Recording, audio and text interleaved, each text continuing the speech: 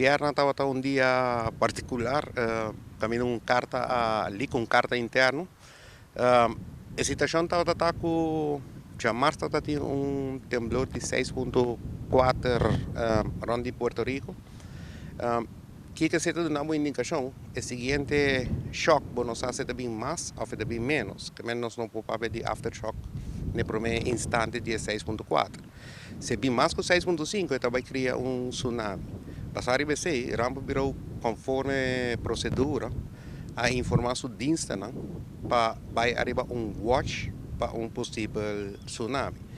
Ora, quando nós ponemos watch para nos dinsta, de nos first responder, seguramente quando não tem que abrir container, ou aqui com material não tem, que material não falta, e esse não está notificando-nos. Esse é eixo, e arriba já, não tem o dever de pôr personal e não pertenência veilig.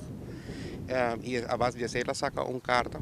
Outro diretor não portada a BCL Mondeling, a recordatório para abutar seguro, e a família também seguro de forma que o bem back depois de passado de tsunami, de uma assistência na pueblo back que também me está dizendo no momento. Essa é situação confusa entre watch e warning.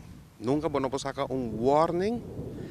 Se não está tendo temblor que a criar tsunami, e não vai sacar warning via carta tampouco pueblo. No momento que tem tsunami, o warning também sai via tour, forma de comunicação para alertar o pueblo para hala fora de banda de costa. Estava dia tique confuso, pero sim, me quero que o gente vai conscientizar na mesa também que o tsunami, que é consequência, não?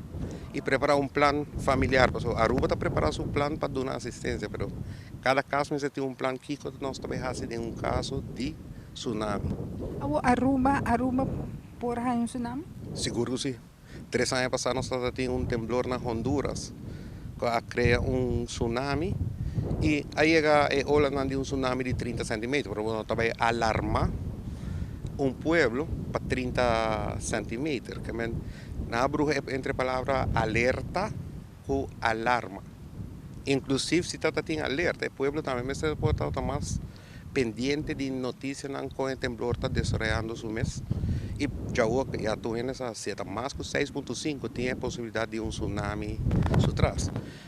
Aí era para casualidade Haiti, tá 10 anos passados com Haiti, é de 7,0 que não cria tsunami, que não está automaticamente cria tsunami, mas se vamos estar em watch, se cria tsunami para o ala costa. Esse é o contexto de Javier.